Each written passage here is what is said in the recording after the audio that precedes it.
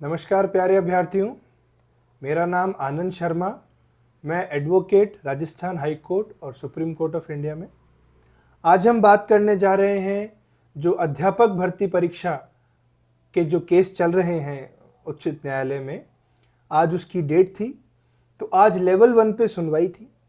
Level 1 की सुनवाई के बारे में आज मैं आपको कुछ बताना चाहता हूँ। सबसे पहली चीज़, आज जो सुनवाई में हुआ, नए जज साहब हैं, नई बेंच है। तो नए बेंच में सर्वप्रथम फर्स्ट ऑफ ऑल हमने जज साहब को सारी ब्रीफ करी चीज़ें कि ये केस किस सिलसिले में है, इसका मैटर क्या है, क्या क्या चीज़ें अब तक हो चुकी हैं। तो जज साहब का सबसे पहला क्वेश्चन यही था कि जब एक बार एक्सपर्ट कमेटी के द्वारा सारी चीज़ें डिसाइड हो गई हैं तो कोर्ट का कोई इंटरफेरेंस नहीं होता है कोई भी एक्सपर्ट के व्यू को चेंज करने का। सरकार के वकील ने भी यही चीज कही कि सर हमने रिव्यू कर लिया है, इसलिए अब दोबारा रिव्यू करने की जरूरत नहीं है। तदुपरांत हमने क्वेश्चन नंबर 55 जो है लेवल 1 का, जिसमें बहुत वो आरटीई एक्ट से जो रिलेटेड है, अलाभान्वित वर्ग वाला प्रश्न, उस पर सबसे ज्यादा बहस हुई और उसको एग्जाम्पल के तौर पे आज बहस में लिया गया।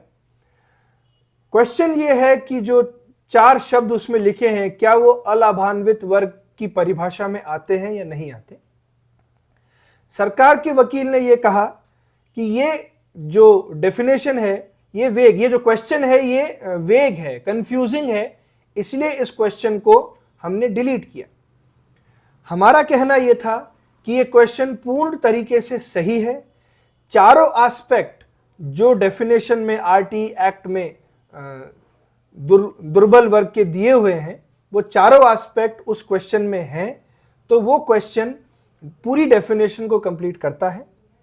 उसके बाद करीब 15 से 20 मिनट तक जज साहब ने ही आरटी एक्ट को पढ़ा, उसकी डेफिनेशन को पढ़ा और करीब 6 से 7 बार सरकार के वकील जो वो वहां पे उनके जो डबल एजी आए थे उनसे 6 से 7 बार पूछा और कन्वेंस्ड होके पूछा, क्योंकि वो उस डेफिनेशन से कन्वेंस्ड हो गए थे, वो पूरी तरह से इस डेफिनेशन से संतुष्ट थे।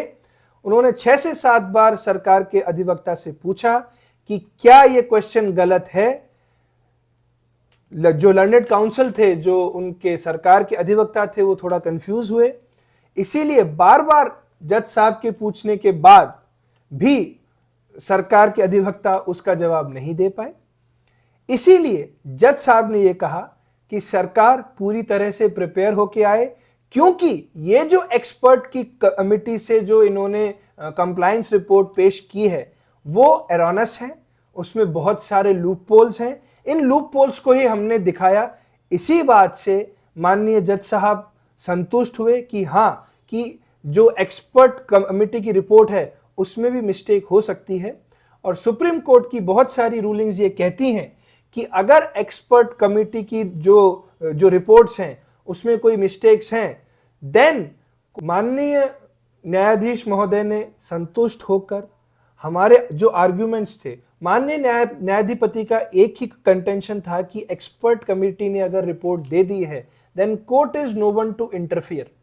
बट समझा, हमारे कन्विंस करने के बाद जब हमने ये बताया कि एक रिपोर्ट ही एरनेस है, तो उन्होंने एक क्वेश्चन को बहुत डिटेल में समझा, उसको बहुत ही पॉइंटेड फॉर्म में अंडरस्टैंड करने की कोशिश करी और डे आफ्टर वो मतलब टुमारो, परसों के दिन इस केस को रखा गया है और शायद मेरे हिसाब से डिटेल में हर क्वेश्चन पे बहस होगी। पूरे 22 के 22 क्वेश्चंस पे उस दिन बहस होगी। आज एक क्वेश्चन वो अच्छे से समझ चुके हैं और मुझे पूरी उम्मीद है कि वो परसों के दिन जब इस फाइल को लेंगे तो वो तैयार होके आएंगे, और इसलिए हमें भी पूरी तरह से तैयारी करनी होगी। प्रूफ, और जो प्रूफ हमने जो टीचर्स के साथ मिलकर तैयार किए हैं वो हमने कंपाइल करके हम परसों की बहस में माननीय जज साहब के सामने रखेंगे। और पूरी कोशिश ये रहेगी कि जो कंप्लायंस रिपोर्ट सरकार ने पेश की है, और सबसे महत्वपूर्ण जो सरकार ये बोल रही है कि एक्सपर्ट ओपिनियन में कोर्ट इंटरफेयर नहीं कर सकता, हम इस एस्पेक्ट को गलत साबित करने की कोशिश पूरी यही रहेगी कि हाँ, कोर्ट्स एक्सपर्ट ओपिनियन की जो रिपोर्ट्स है उसमें भी इंटरफेयर कर सकती है अगर वो इलीगल, आर्बिट्ररी और एरनेस है। और अगली डेट परसों है, मुझे पूरी उम्मीद है कि उसमें कुछ ना कुछ हमें सक्सेस मिलने की उम्मीद है।